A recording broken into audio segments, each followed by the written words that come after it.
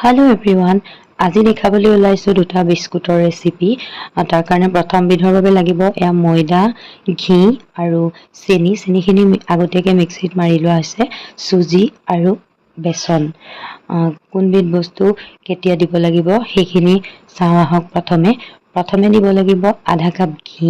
ঘিখিনি আগতীয়াকৈ গৰমাই ঠাণ্ডা কৰি ল'ব লাগিব মানে গলাই লৈ ঠাণ্ডা কৰি তাৰ পিছত 1 কাপ চেনি এই গুটি চেনি আৰু ঘিখিনি ধুনীয়াকৈ মিক্স কৰি ল'ব লাগিব আমি ইলেক্ট্ৰিক হ্যান্ড মিক্সাৰটো ব্যৱহাৰ কৰিছো বাৰু ইয়াতে চামুচ দিও ফেটিব পাৰে কোনো কথা নাই এইখিনি ফেটি হোৱাৰ পাছত ইয়াতে 1 কাপ ময়দা দিলে আৰু ময়দাখিনিৰ লগতে 2 চামুচ সুজি আৰু 2 চামুচ বেসন দি দিছে আমি কাপটোতে এনেকৈ দি দিছো আপোনালোকে চামুচেৰে 2 চামুচকে জুখিও দিব পাৰে বেসন আৰু সুজি আপোনাৰ সোৱাদ অনুসৰি কম বেছিও কৰিব পাৰে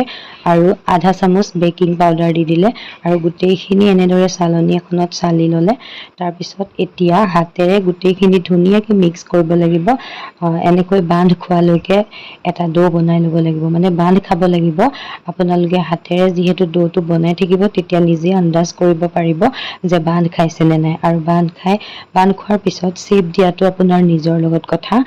বৈ এনে ধৰণে শেপ দিছে এইখিনি সব বৈ কৰিছে বাৰু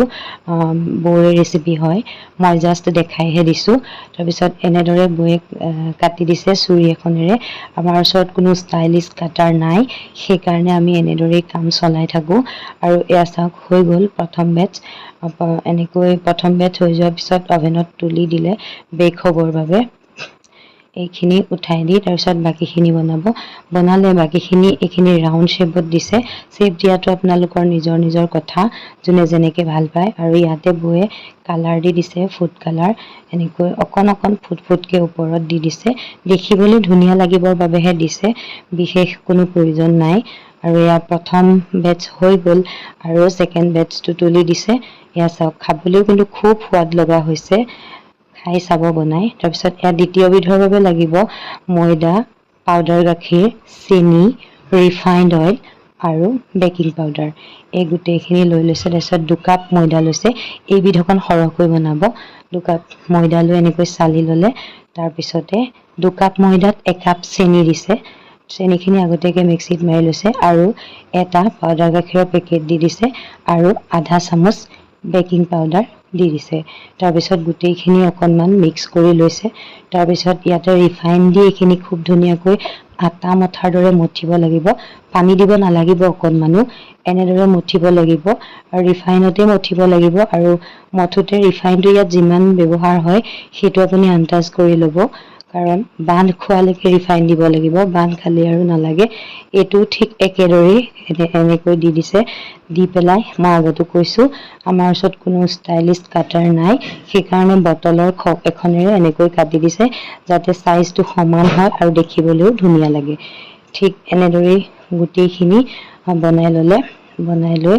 আকৌ এবাৰ কেৰাহী এটাত ষ্টেণ্ড এডাল দিছে দি তাত প্ৰিহিট হ'বলৈ দিছে তেতিয়ালৈকে এটা ডিম ভাঙি লৈছে আৰু ডিমটো ধুনীয়াকৈ